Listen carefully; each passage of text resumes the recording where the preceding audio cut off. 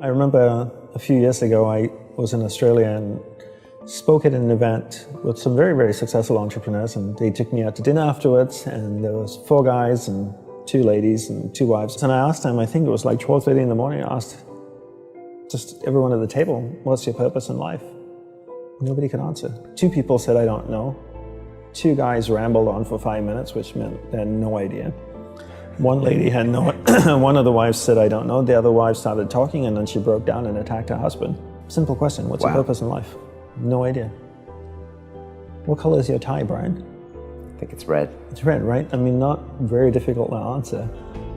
But people don't know because they never spend any time with themselves. I always say, people make time for everything and everyone else in their life, but they never make time for themselves. If you go up to someone who you know and say, like, would you like to catch up for coffee? Let's do coffee. They're like, oh, I can't this week, but I can next week. How about Thursday, 7 p.m.? Perfect. I'll see you at this place. When was the last time someone is willing to take time out of their life to spend time with themselves? So if I wanted to get to know you, and we've had one dinner and had a great conversation, we're spending time here. If I wanted to get to know you, I would have to spend time with you. We'd have to meet up for coffee, a glass of wine. If I really want to get to know you, maybe we meet up once a week. Every Friday night, we go out for a glass of wine, we chat for a couple of hours. After a year, I'd get to know you really well, you get to know me really well. But it requires me spending time with you. So if you want to get to know yourself, you need to spend time with yourself.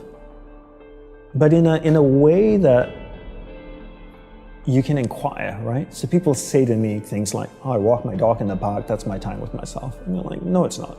That's you walking the dog. People go like, oh, I go for a jog, that's my alone time. No, that's you jogging, avoiding traffic, watching where you're stepping so you don't trip and fall over. Spending time with yourself is sitting down, closing your eyes, not interacting with the outside world, and actually going inside and having that conversation. The same conversation I would have with you and say like, hey Brian, so where did you grow up? You know, you said California, do you like to surf? No? Hate the water, love the water? Tell me, right?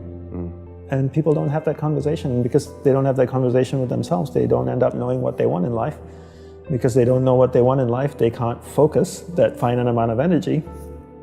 And then they don't live a lifestyle that brings them happiness. And most people end up being unhappy as a byproduct. So what is the tool that you suggest people use to start? Is it that focused meditation? Is it just being with themselves alone, asking questions? Yeah, I would say just, take 5 minutes out of the day every morning, and maybe even just do it Monday to Friday and take the weekends off. Wake up in the morning, shower, go to a quiet place in your home or apartment, sit down for 5 minutes, close your eyes. You could do a couple of breathing exercises and maybe just take a few deep breaths to relax yourself, and then start having that conversation with yourself.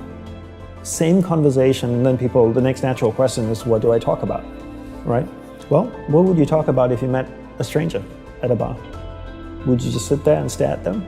Would you ask questions? What's your name? How are you feeling? What do you think about the election in America? Ask yourself these questions. Have a conversation the same way you would have with a stranger with yourself. And when you have that conversation every day, the initial conversations would be very superficial. How I'm feeling today, I'm hungry, didn't like the show we watched last night. And then after a week, we're not going to be talking about that. If we met once a week for 6 months, by month 3 or month 4, our conversations would be so much deeper, right? We'd be talking about much more personal stuff. And then you'd really get to know yourself. Right, and you're diving deep and just trying to find out what you really want, what motivates you. Right. Who you are, how you're treating the people you love. Exactly. How you're treating yourself. Right. And that conversation doesn't happen on day one. Sometimes it does, but most of the time it doesn't. It comes after the 5th or 6th or 7th conversation. When you feel comfortable, when you can trust the other person with more deeper personal stuff. The same way you have to trust yourself too. Yeah, once you close your eyes and go inside of you, you realize that you're going to see things that you love and things that you don't love. And you have to be prepared for that. And most people can't handle that. They can close their eyes and go in and see all the things they love about themselves, but the things that are unpleasant makes them open their eyes and go, this is absolutely useless. I could definitely use my time in much more productive ways. And then they get up and they leave. That's the reaction when they kind of see something they don't want to engage with. Okay. Why am I sitting here? It's an absolute waste of time. I got a to-do list, I can go get things done. This is just a waste of time. And temporary temporarily feel better or feel like you accomplished a goal or something, when in fact you still don't know why you're here, what your purpose is, etc. Exactly. So in the same way, like you get to know someone you love, right? You see all the good things about them and all the not so good things. This is part of the package, right? But you love and accept them because you love that person. In the same way, you need to take that approach with yourself. But you can't know what you want until you spend time with yourself.